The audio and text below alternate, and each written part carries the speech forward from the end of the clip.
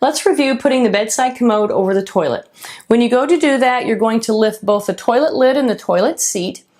Now, when you push this back over the toilet, sometimes you want to push it back further to line up the holes.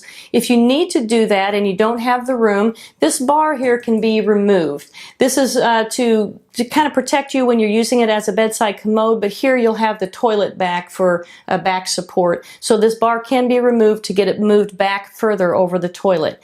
Now, this actually will fit over this without me removing it. I have adjusted it for the appropriate height, so I'm going to put it right back over the toilet here, and then I'm going to lift the seat. I'm going to make sure that the splash guard is in there, and you're going to put that right down into the toilet, right, so it's down into the toilet, and put the seat back down.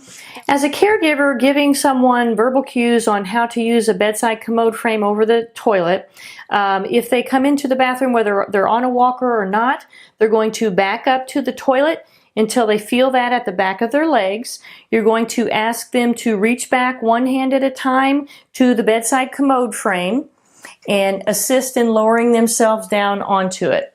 Now, when they go to get up, you're going to want to give them verbal cues to scoot forward so that we're getting our weight forward. We're going to push up with our hands, bringing our head and shoulders forward, coming up and grabbing the walker one hand at a time. So that's how you use the bedside commode frame over the toilet, giving someone verbal cues in doing so. Take a look at the comment section below for further details.